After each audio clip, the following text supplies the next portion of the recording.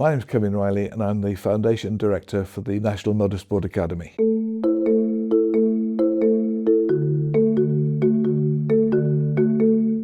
I went to Oldham Park one day to look at a racing car going around, fell in love, hadn't got any money. I had to be a racing driver. I was so enamoured with the whole idea. So I helped build a Formula V car, which was an absolute death trap. It wouldn't be allowed anymore. I survived 2 years with that. Then I fortunately sold it and bought a better car, a Formula Ford. So quite a nice time with that. The next move up is Formula 3, because my ambition was to go to Formula 1. I did okay in Formula Ford, then went to Formula Ford 2000, and then drove my first Formula 3 car, and I had a choice. Carry on with Formula 3, or because a friend of mine invited me, I could go into GT racing with a one-off special car with a 7.6 litre, 840 horsepower engine. This was a silhouette car, which means it is the shape of a road car, but underneath is like a Formula 1 car, with a central seat, which I insisted on. And that car was just amazing. It was the shape of a BMW M Series, M1, and I thoroughly enjoyed that. We were in Thunder Sports, which was a very glamorous formula, lots of famous racing drivers. Sometimes we had a 100,000 crowd. We were the support race to Formula 1, so suddenly I feel quite important. And we came second in that championship. We could have won it, but for a few mechanical failures, but we were dominant. Absolutely loved it. And then at age 32, I'd passed my sell-by date for Formula 1, so I chose to retire. So I went into business.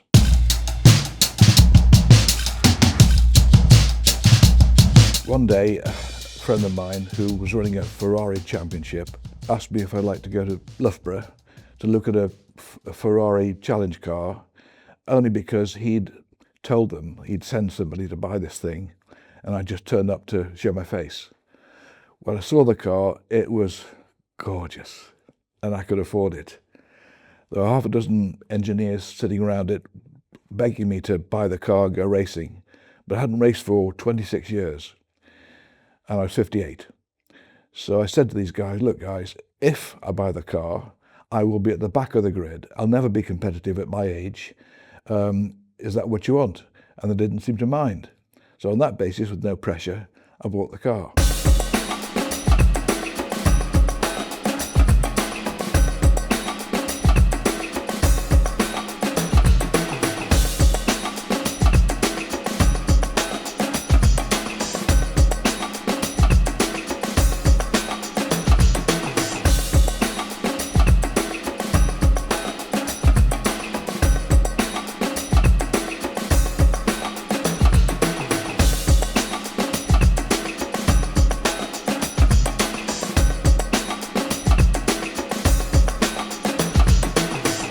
First race was Silverstone.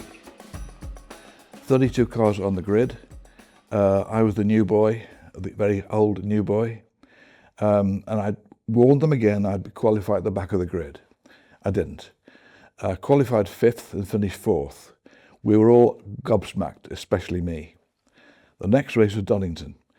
And for qualifying, it was raining. I mean, like stormy, really, really bad storm. I told the guys, look, in my experience, everyone goes tentatively for the first sort of 12 laps, and then they get more confident and go quicker and quicker, and then they get sometimes into trouble. So I said, look guys, I'll do the first 12 laps and I'll pull in for safety reasons. Waited for the other guys to come into the huge marquee that Ferrari provided, and somebody was moaning about a bloke called Kevin Riley. I didn't know what his problem was. Then the organiser, John Swift, came over to me and he said, well done, Kevin, clearly the cream rises to the top. I said, what do you mean? He said, you're on pole. I said, no, John, there's no chance. I wasn't pushing that hard. I only did 12 laps. I can't be on pole. Must be a mistake. He said, well, this is what it says. So I said, look, I'll go to the timekeepers, get my sheet to prove I'm not on pole. Went to the timekeepers, got my sheet, brought it back, gave it to him, and this is what he said. Gentlemen, Kevin only did 12 laps, 6 of which were pole. I was just gobsmacked. We have different styles, racing drivers, and mine is really smooth. I used to be don't laugh, a professional ballroom dancer. So looking after the partner, keeping things tidy is really important. And that's how I apply to motor racing. Keep the car happy. Don't fight the car. You will lose. I made a real mess of the start. I had driven the car twice and a wheel spin on the grid. I dropped down to about 8th or 9th place. Very angry with myself. So I chased after the pack. One by one, I got past them into 2nd place on the last lap.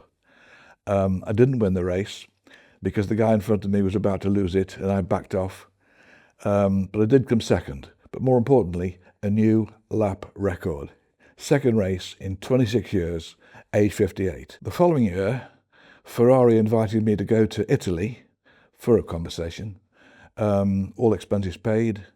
Went with my team manager and I was treated like royalty. I didn't know why. They showed us the factory, the Formula One cars. We had lunch at Enzo's restaurant. I sat in Enzo's seat in his old office. It was just a really, really VIP day. Loved it. And then at the end of the day, I said, why am I here? And they said, because we'd like you to join the European Championship. So I thought, oh, all this just to sell one car. Anyway, I bought the car. So I've now got 2 cars, one for the European Championship and one for the British Championship, and they didn't clash. I turned up at the first race, which was the Hungaroring. The experience was mind-blowing. Ferrari is so professional. The drivers, the teams, the cars, the transporters, everything is like Formula One standard. It makes you feel very important. And I did okay, despite the fact that every track I was going to race on was new to me. But these were Grand Prix circuits, proper circuits, just brilliant. There was a dinner, a Ferrari dinner. So we walked into this huge ballroom, lots of round tables, and we weren't on any of them. And a chap from Ferrari came over. Are you Kevin Riley? Yes. Follow me. They put me on the top table, facing the audience, like the guest position, and I had no idea why. I was this honour. A chap came in who was the world sales manager, and I said, excuse me, world sales manager, why am I here? And he said, don't you know Kevin? No. He said, right, well, if I was selling skateboards to people of a certain age, I'd have a problem, wouldn't I? Yes. Well, that's the same problem with Ferrari. People that can afford them sometimes feel a bit embarrassed because they're like a young man's car, but the young men can't afford them. So you are the ideal profile for our real customers. And you're the only person in the world who is a wrinkly, so I became their wrinkly poster boy, who can occasionally appear on the podium. And I noticed that when I did appear on the podium, the audience below me, usually full of young mechanics and girlfriends and so on, they weren't there. It was full of wrinklies, like marshals and managers and so on. Quite an experience. I must say I was treated so well, like royalty. It was just brilliant. So I realised that being old isn't always a bad thing. We did pretty well in both championships, but the last race of the year was at Brands Hatch on the Grand Prix circuit, and it wasn't just Ferraris, it was all kinds of GT cars, including the fastest, and mine wasn't. It was about 3 classes down from the very fastest. So I'm in the middle of the grid, which is unusual, surrounded by cars. 100,000 crowd on the telly, a really big deal. Off we went, and by about lap 10 or 11, I got lapped. I've been lapped before. This thing came past me, and I just fell in love. I've never seen anything in my life as beautiful. It was just gorgeous.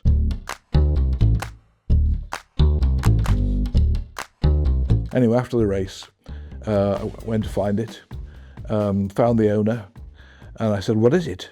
He said, it's a Mosler. What's a Mosler? There's only 20 in the world. This is one of them. We've ordered another one, and we'd like you, Kevin, to buy this car or the one we just ordered and join us next year. Wow. Anyway, this was Sunday. On Tuesday, he invited me to try the car at Hethel, the Lotus track, and it was horrible. It's like driving a race-winning stallion for the first time. It's not like a donkey. It was difficult, really fast. So I brought it back in one piece, and he said, "Oh, you did very well, Kevin." I said, "No, I didn't. It was awful." He said, "Don't you want it then?" "Yes, I do want it. I know how it can perform, so I want it." At 6 o'clock on that Tuesday, the car was mine. I paid for it. What happened next was this team went bust over Christmas, and he rang me in January to say, "Sorry, Kevin, it's all off. We can't race you." I thought, what the hell do I do with a car that nobody's heard of? Anyway, a friend of mine, Ian Flux, who's a professional driver, spoke to him, and he said, "I'll see if I can find you someone to manage you." And he rang the factory. The trial was at Silverstone. By the way, the phone call didn't go very well because Ian said he's 60. Martin Short, the owner of the business, slammed the phone down. Ian called him back and persuaded him to give me a go in the car, my car, at Silverstone. So I turned up at Silverstone for the test. As I walked into the garage, clearly there was a bit of ageism in there. The mechanics were shaking their heads, rolling their eyes. They didn't want to be near me.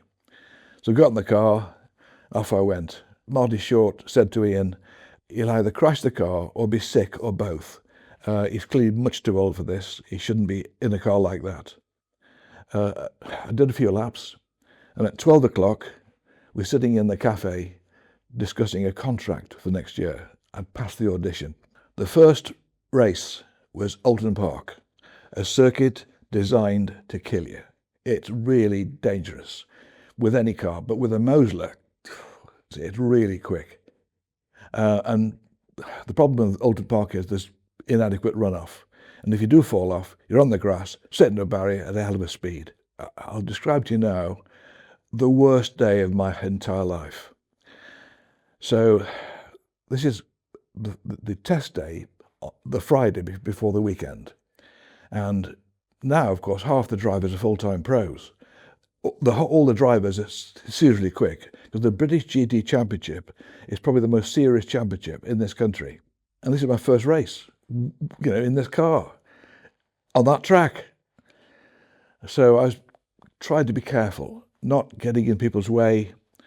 And after the practice session, turned out I was the most famous person at the track because the commentator was saying how bad I was. I don't know how bad I was just giving way all the time. So my lap times are hopeless, and I didn't really know how to do a full lap at full speed because it was getting in the way. We went back to the hotel, and following morning we turned up for the race. The team had put my car away. They just assumed my performance was so bad I'd be embarrassed to turn up again. And as I arrived, people like marshals and people who see me the previous day were shaking their heads. What the hell is he doing here? So not a good start. Anyway, as on many occasions, you get your lap times in bed, in the hotel, thinking it through. That's what I did. Spend the night thinking through what I was doing wrong, what I should be doing, and the following day in qualifying, which is serious. I mean, these tyres only last for about half a dozen laps. So you've got to be on it immediately, and you can't get anybody's way. So I got in the car, rehearsed what I thought through in the night, and off I went. I didn't hear the commentator because, of course, I'm in the car. But apparently, he was disappointed that I'd turned up. And he proudly announced that Kevin is now last on the grid in the first few laps. He was surprised to say Kevin's not last anymore. He's 25th, 22nd, 20th, qualified third. This, I suppose, was the opposite of the previous day, perhaps the best day of my life. Bear in mind, these cars are very loud, and going down the pit lane, you've got a pit limiter, and the car, with all its power, is like a dragster. Bah, bah, bah, bah, bah, bah, bah, bah, bah. Sounds wonderful. Everybody came out, clapping, bowing. It was amazing. Every team turned up to see me drive down to my pit, which was the very end one. When I got to the end, my team were just falling about. They were laughing, they were patting each other on the back. They were so pleased. It was a bit of a shock from the previous day. Anyway, joined the grid in third place with 30-odd cars behind me. One or two of whom I understand were Stigs. and finished third in the race and finished third in the championship. Quite a few of the races we won. So it was an outstanding season. We were absolutely so pleased with the whole thing. Problem was that the other drivers driving Ferraris and Porsches and so on were complaining because my car was a bit too racy. It looks racy compared to a road car converted to a racing car. And the organisers, seeing their customers who were paying to be there, disappointed that I kept winning, introduced a new rule. If the manufacturer hasn't made more than 200 cars and sold them, the car isn't a GT car anymore, it's a prototype, so you can't come back. So we were banned. Sorry, Kevin, don't come back next year. So we had to find a different championship. We tried the Italian series, the French series, I think the German series. Then we found the Dutch series, the Dutch Supercar Championship. Oh my God, it was fabulous. The people, the organisation, the circuits, it was just fabulous. And this car was just like one of theirs, because they got Moslers as well. All the cars were quick, all the drivers were quick. It was just fun, and on these fabulous circuits. So that was a really, really good year. I think we came second or third in that championship, but we'd won quite a few of them.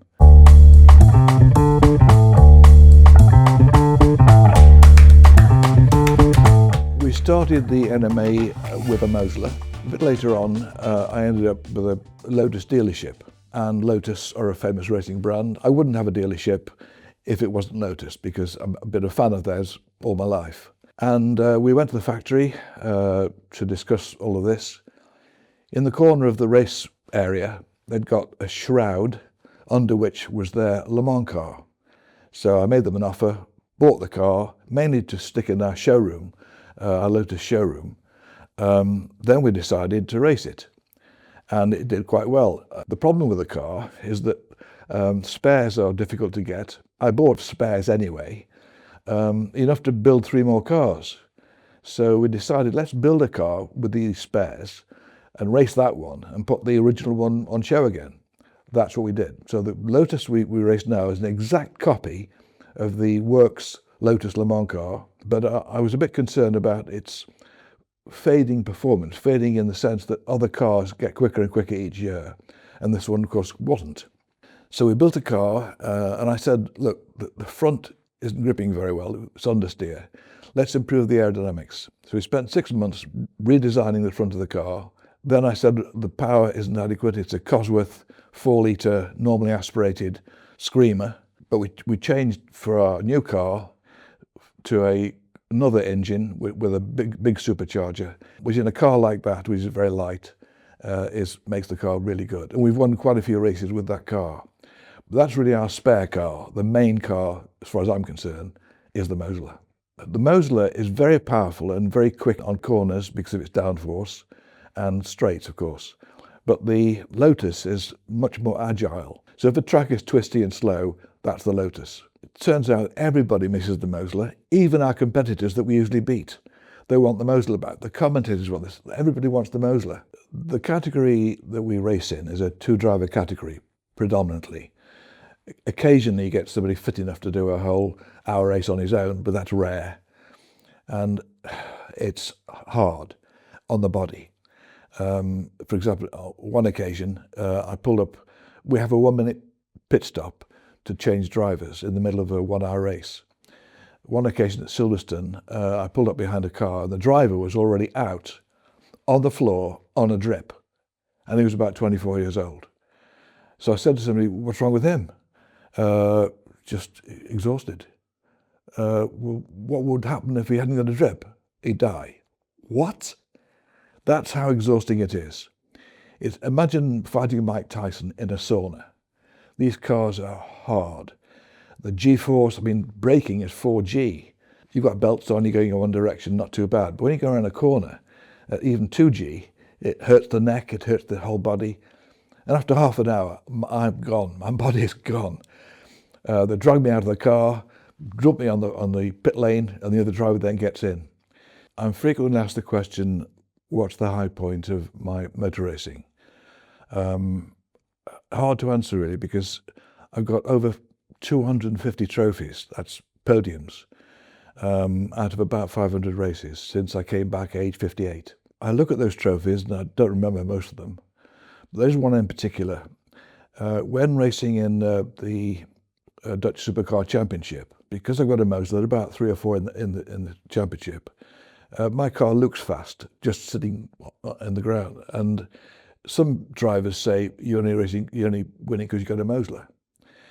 One particular event was when Warren Moser himself, the boss of the company, a former presidential candidate, said because of that comment, I'm only winning because I've got a Moser, he's decided to have a Moser championship, just Mosers, at Nürburgring. I'm the oldest driver by far, probably twice as old as anybody else, and I won the race, just Mosers. So the trophy I got isn't the biggest trophy, but it's my favourite because it proves it's more the driver than the car. That was a fabulous day, and I got a massive check as well. I mean, size, not amount. Big polystyrene thing. But that was a real high point. The other outstanding high point is what happened at Oulton Park the day after such a disaster, when I actually qualified third and finished third. That was just amazing. I'll never forget that weekend. And all the rest, I forget. I mean, 250 races, and of course the 500 races really, didn't win them all. But it's just so many. I mean, Formula One drivers must forget every single Grand Prix within weeks. It's just one of those things. It's for the moment. You have a fabulous weekend, and then it's gone. You look forward to the next one. Stirling Moss said, motorsport is waiting until the next race. That's it.